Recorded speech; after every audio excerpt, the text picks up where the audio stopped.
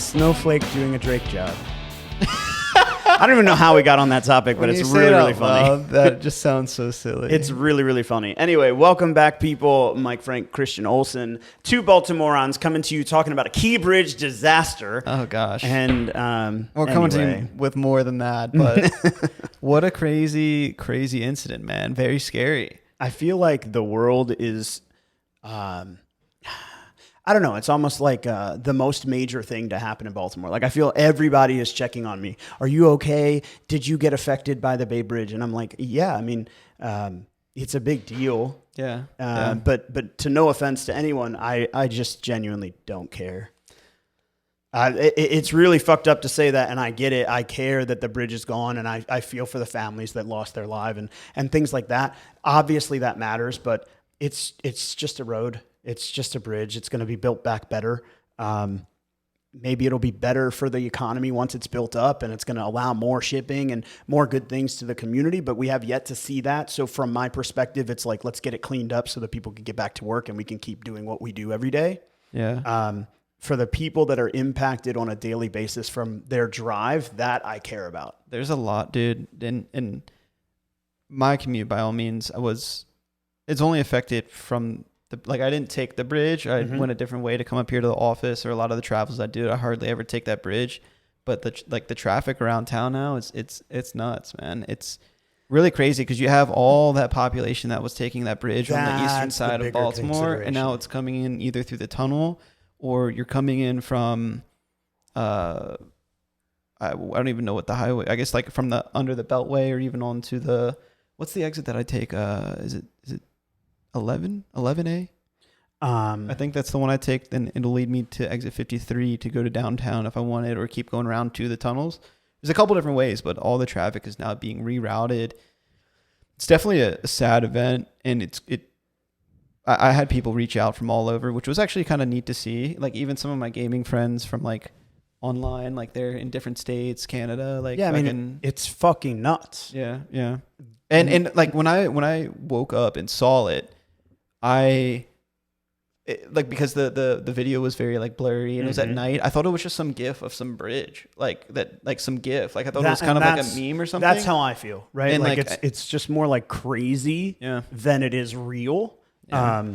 And for the people that are affected every day, I mean, the way it impacts us from our perspective, luckily we don't drive that bridge on a routine basis, but you know, there will be people that will be adding 20, 30, 40 minutes to their commute every single day for the next, probably 10 years. It's going to result in people, changing where they live. I didn't or how even they think choose about environment. like that time frame, like 10 years for something. There have been people that say 18 months, and I mean, come on. The execution of Baltimore City is not there. It's no not way. Even the city. Like, it's 18 months to build a fucking 1.5 mile bridge. Like, come on. Well, yeah. Well, I agree with you there. I agree. But just overall in general, I don't know. I worry about, what we're doing, the precedent that we're setting as a community from a financial standpoint, but I further worry about what it's going to do to our economy. And I hope that economy as in Baltimore, just yeah. Well, I mean, and you don't think about this, but there's 15,000 workers on the Port of Baltimore. I thought there was more than that, because I heard that this is, and this could be a way off number, and it seems very high when I say it, but this is what I had heard, that there was over 80,000 people affected from this. And like, I mean, not, and just like just driving the bridge, but like their job or something is affected directly from this. It's equivalent to saying, oh, there's, 80,000 people that are affected by our podcast, right? If our podcast shut down and stopped today, there's 3, 4, 5 people that work consistently, routinely to make this happen. Yeah. Right. But then there's a million people that are impacted. Yeah. The people that watch and the people that see, there's 15,000 workers on the port. Yeah. Right. Yeah. But then there's, the truck drivers that come and go, the ships that come in and out, the, deckhands and all the other millions of people that are impacted by the whole thing. There's 15,000 people that won't have a job unless they open that shipping lane. Yeah. And to me, all the other subordinate people, they're impacted, but that's not their job. And so I'm excited to see the Corps of Engineers has gotten here to clean it up and start that process. Have you seen it? Have you driven? No, I have not driven over the bridge lately. Not driven over it. You need a fast car to get from one side to the other. Right. But I was on, I guess, the road to get to the tunnel, the Beltway around Baltimore. And dude, looking out there, it's like a fucking, something that you would see in a movie, or like you go to King's Dominion and you're Right. on the fucking what's the roller coaster with like the fucking the Mini Coopers, a little like the Italian job. Oh yeah, the Italian Job, or like something like that. That's it what does. it like reminds me of. It does very much look like a movie scene where it's like it's almost so illogical that it's fake. Like to have these pieces of steel sitting out of the water. Yeah. Yeah. And I had a very similar experience when I saw Alcatraz in San Francisco. Like from Fisherman's Wharf, when you look out, it's like clear as fucking day. And you're like, holy shit, like this is The Rock. This is The Rock. That's the place. Like it's just wild. Well, I think the thing that's interesting is we're bringing tens of thousands of people here to Baltimore to dredge and clean this up, to rebuild the bridge, to rebuild the throughway for the waterway. I mean, it's one of the deepest ports in the country. It's one of the most prolific ports in the country. I didn't know this until I was reading about it, but it's one of the places the most cars inboard come to Baltimore, the port of Baltimore, to get distributed about the eastern seaboard. Yeah. Yep. And it's a matter of how far inland the Chesapeake Bay goes and how deep the waters are. And these ships are dredging in at 30 feet deep. You can't just go into any little port and just pull up side bit. You got to actually have the right space to do it. So it's kind of crazy to think about the impact of the Baltimore Harbor. I think that there's a lot. Well, yeah, but I feel like there's a lot of things that are going on in just Baltimore in general that are like, I don't know if.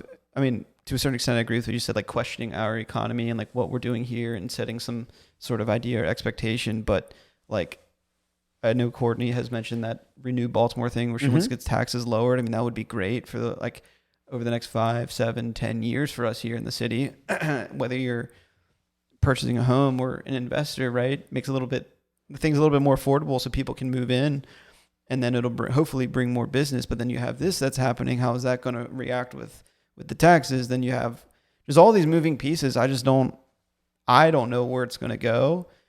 I would hope it would trend in a positive direction and again, build back better. Things happen for a reason, right? But it's just like the NAR thing. Like we have no idea where this is going to go. I think the craziest thing, as you think about like economy in Baltimore, there aren't a lot of major cities where you can afford to buy a house for $200,000. There aren't a lot of major cities where you can afford to raise a family for $200,000, $300,000, $400,000, $500,000. There aren't a lot of major cities where you could buy a waterfront property for less than $1 million. Yeah. I mean, you're talking penthouse type condominiums that are overlooking beautiful Baltimore Harbor for less than $1 million. And yet the market continues to grow. The market continues to increase. And people are looking at the economy as though, oh, well, there's going to be a market crash, or the interest rates are too high, or whatever their reason for not making a transition is. But the reality is that if you're looking to invest in a marketplace, I mean, what can be better than a marketplace that's affordable in today's world? Yeah. I mean, I feel like it only has opportunity to grow. Yeah. I mean, if you saw the news article, our blog post this week was about an article that Barbara Corcoran was being interviewed by Fox News, and how she had talked about, housing prices are going to go through the roof, and some opportunities for people to take advantage. And one of them was talking about Baltimore being primed for investment, primed for first-time home buyers that are looking to take advantage and investing in their future, as well as national investors, finding a space for themselves where in major cities it's more limited. Baltimore creates a little bit more of an opportunity to develop as a better way. As like an easier entry. Yeah. For something like that. Yeah. It's crazy how many like people I talk to around. Like I have a guy that I talk to kind of quarterly as he's an investor in like Atlanta, and he's always talked about coming up here to Baltimore. And like there's people that are in New Jersey, or people like on this eastern side that do a lot of investing. Even, I mean, shit, all across the United States, I'd say, putting money into Baltimore because there's opportunity. Yeah.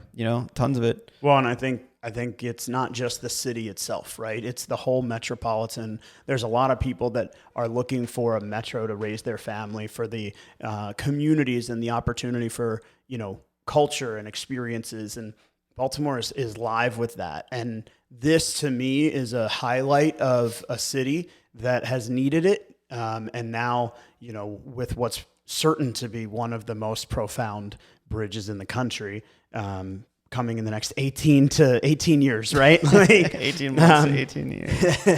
I think it's just going to highlight some of the opportunity. And for nothing else, I mean, think about what that's going to do for the real estate market on both sides of the bridge, right?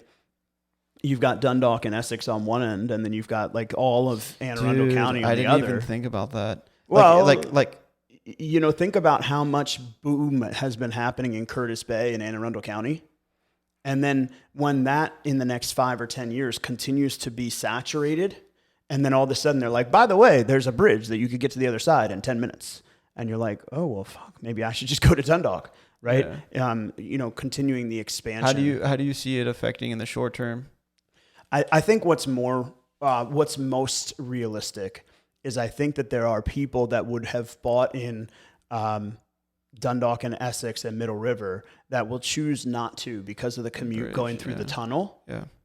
Where the bridge made it an easier transition, going around through the tunnel is going to add 20 minutes to their commute, and I feel like it's going to impact that market the hardest. I would kind of agree with you. But I mean, I never thought about it from that end. I just figured like some of those communities would have, let's be realistic, probably some slower sales. Yeah, I mean, that's the market there, right?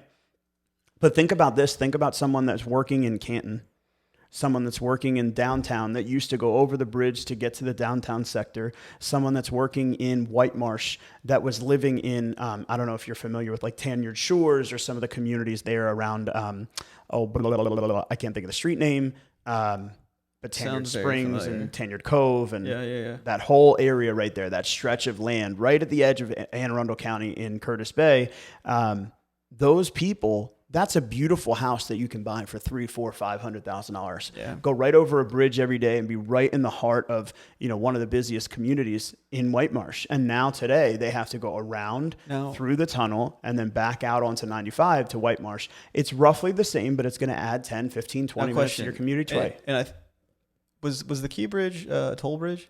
I don't think. Yes. It was? Key Bridge was a toll bridge. I want to say all the bridges and those tunnels. Was the Key Bridge a toll? It was a toll. Huh. I was going to say. Yeah.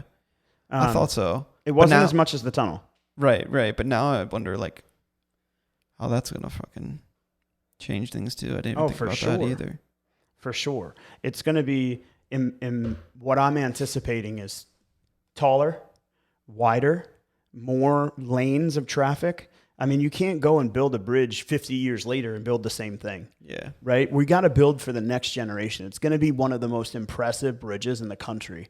I mean, it's the type of thing that Joe Biden came out right after it collapsed and said, we need to build it back. We need to put the funds into it. Federal funding is coming. And people chastised him. And I understand why, because it's not a federal problem, but it is a federal problem. For nothing else, all of the throughway that goes through the 95 tunnel, that's a 95 interchange that goes from Maine to Florida. Yeah. So that's a federal issue. If the Baltimore Beltway is disturbed and you're putting X amount, 100,000, 300,000, I have no idea how many wheels on the ground through a federal tunnel. I mean, it is a federal problem. We need to make sure that we build it back better, and making this into a 6-lane or an 8-lane bridge, maybe a different design, or, you know, that would be nuts. I mean, it'd be the coolest thing. And think about the skyline. That's the biggest impact for Baltimoreans. The skyline from our downtown high rises looking out over the harbor, you could always see the Key Bridge. Yeah. You could see the Key Bridge from Towson. Really? The penthouse condominium. Oh, yeah. You go all the way up in the penthouse, and that view from the penthouse is just the highest point. Jesus. You could see the Key Bridge on a clear day. I didn't know that. Yeah, and now you can't. So all of a sudden they build something back that's monumental. I mean, the Golden Gate Bridge, or the bridge in Charleston, or some of these other major, I'm going to call them national monuments. They're not national monuments, but you know what I mean. Yeah. And you could see it from Towson. I mean, for perspective here, by the way, Towson is a 25-minute drive from the harbor. It's up the main highway and into the county. You could see the Key Bridge, which is solid. I mean, it's got to be 15 miles. How from far? Towson? It's got to be. It's got to be more than that. How far is the Key Bridge from Towson? Let's see. It is 17.7 miles driving. Wow. So pretty freaking far. That's crazy. Yeah. But anyway, so we were talking about the Barbara Corcoran, interview and what she had said about Baltimore. And one of the things that she had talked about is that Baltimore is ripe for development and improvement. I mean, Baltimore is kind of like Philadelphia's little brother. It's like a smaller version of the same city. Yeah. It's not quite as big as New York or, Hoboken or some of these other vertical rise cities. It's much more like, Atlanta. And if anybody knows what happened to Atlanta in the 90s and the 2000s, I mean, it blew up. And so what is happening in Baltimore, especially you mentioned Renew Baltimore, the tax relief consideration. I don't know how to say it any other way. I mean, yeah, that's right, accurate. But they've done that in other major cities, including Washington, D.C., and it's had a huge impact on the economy. It's had a huge impact on housing value. It's had a huge impact on so many different things. But the biggest thing and the thing that I'm the most passionate about is like how you take care of it, right? Mean? Well, home ownership generates people that care. Yeah.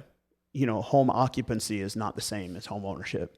So just because you have an occupied property doesn't equal the same care and diligence to sweeping the front walkways, to keeping up with the trash, to preventing, rodents and pests and other problems, to making sure that you're taking care of your gutters and your downspouts to prevent your neighbor from flooding. And, these problems that happen when it comes to rentals and investment properties, by making it more affordable, yes, it's more challenging for an investor, but it's more approachable for a first-time buyer. I would say even so, with the opportunity that Baltimore presents, like if you get down to it, it's still a pretty competitive market. Oh, yeah. Like people, like I wouldn't discount that. Like it is still competitive out here, and there are a lot of buyers. There are a lot of people that want to get into the market here. I don't know. It's all in what you want, right? Like if you're the buyer that can afford $300,000 and you go to look at the $300,000 houses, you're competing with other buyers that might be approved for $400,000 coming down in price. Yeah. If you want to look at the $250,000 house, you can be more competitive. Like I went to an open house this weekend with my client. I didn't know there was an open house. It was just funny. It was the same time. I was like, oh, there's all these people here. Nice. and there was probably anywhere from 6 to 8 other groups walking around at the open house. Yeah. And this home was $160,000. It was a 3-bedroom, 1.5 bathroom, finished basement. There was a detached garage out back, but it wasn't anything spectacular. Yeah. But like, again, like nice little quiet community off the side of this like main road. And I don't know, it's just a really nice property, but they have probably 5, 6, 7 offers right now. Yeah. I think what we saw in COVID, we saw the competition driving in price gaps. So there was a price gap at 300 to 350, and it was like really, really competitive in that price gap for a long time. And it would kind of ebb and flow. There were periods of time where you could make an offer and you're the only offer and you're like, is everything normal here? Yeah. And then there were other times where you made an offer and it was 17 offers. A lot of that had to do with the quality of the house. It had to do with the style of the home, the community that it was in, of course. But I noticed that there were periods of time where we were working in the $400,000 range, and it was much more aggressive than the $150,000 range. Working in the $300,000 range was much different than working in the $600,000 range. And it ebbed and flowed. It'd be like the spring would be super busy at 350 and you'd have an offer flat accepted at 475. But then in the fall, $500,000 house went for 545, super, super competitive. And then a $650,000 house just sat on the market for 30 days. Yeah. I feel like now we're in the same exact position, but it's like the market that's the most competitive right now is like under 300. Right? Like 160 to 275 is super competitive. I mean, I would argue like even up to like maybe even 350, but probably right around that price point that you're at. It's absolutely nuts, man. But like, I mean, I like how you talked about the uncertainty actually on your live, because there are a lot of people that are uncertain about what's going to go on, but the people that are taking, I don't want to call it a risk. I mean, ownership is what you make of it. But like, you get in, the sooner that you get in, the better you are. And it's crazy because I hated hearing that.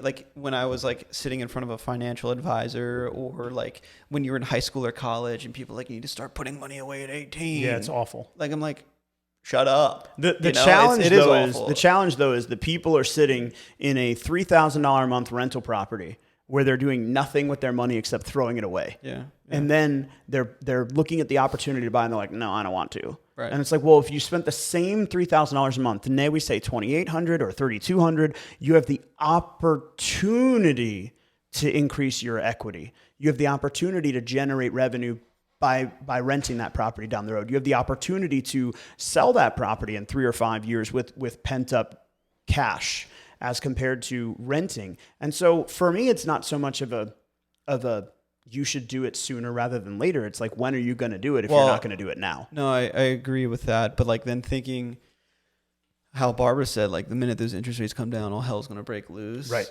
Like there's so many people on the sidelines that are waiting for that like right. market timing as to whether they're just going to fuck themselves over. I'm sorry to say it in the long run. Right. So like if, let's say it this way, right? If someone's looking to buy today, and they have the opportunity to buy at $400,000, and the market increases by 10% in how long? 6 months, a year, 2 years? 10%, let's say 2 years. 2 years. Okay, so 2 years down the road, the house is worth $440,000, right?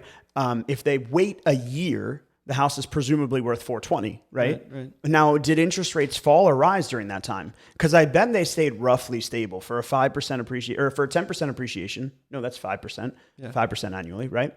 For a 5% appreciation, I'm saying that interest rates are probably staying relatively stable. So now they're paying $420,000, and then when interest rates do fall, well, now they're paying more than $440,000 because they're not going to get a 5% appreciation again. They're going to get something higher because as interest rates fall, demand is going to go up, supply goes down. I mean, and then it's like just this. We have a lender call every Monday morning talking about updates. He sends us his rates I think it's Friday. We talk about this stuff probably every day, if not every other day. Like it's wild. We talk about this all the time.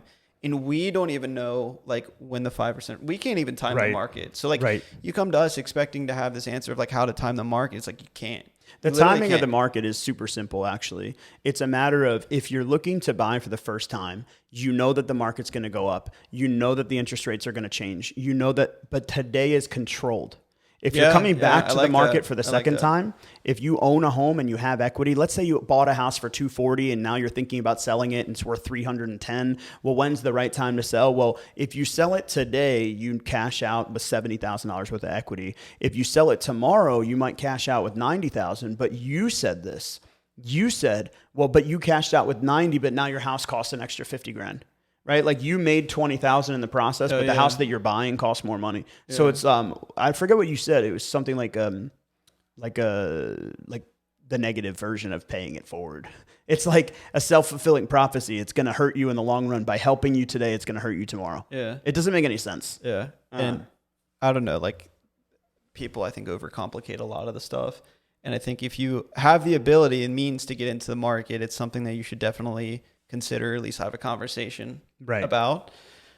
Well, and just because, like, I don't know, like home prices, they're only going to go. And another thought, just to leave everybody with, this is something that's been on my mind a lot. If you're capable of buying to, let's just say you're pre-approved to $600, but you want to be smart, you don't want to spend all your money, you don't want to overinvest. I'm 100% for that. So what is your limitation? Well, I only want to spend $525. Perfect. But the buyer that says, oh, I only want to spend $400. Well, wait, why? Why are you holding yourself back? If the market appreciates at 10%, you're earning $40,000. I'm earning $500 or $52,000. Yeah. If the market appreciates at 5%, you're earning $20,000. I'm earning $27,000. Now, if the same thing happens, let's say the $400,000 house appreciates at a faster rate than the $525,000 house, we probably make the same amount of money when we sell. So you're losing the opportunity for positive equity only because you're being shy about your future. It's like you have to invest in yourself. That's a way more advanced thought process for like most second-time buyers. Yeah. But for most first-time home buyers, it's just about getting out there and getting it started. Yeah. But at any rate, we've got a lot of good information coming to you guys. If you need to read the information on Barbara Corcoran's article from Fox News, it's on our website under frankoliverco.com under additional resources /blog post. don't try and /blog post. Just go down there and click it, right? If you have any questions, you know where to reach me on our website, or you can always reach me on Instagram at michael.frank____. And Christian, you can find me on Instagram at Christian the Deadhead, and peace out here. We're out.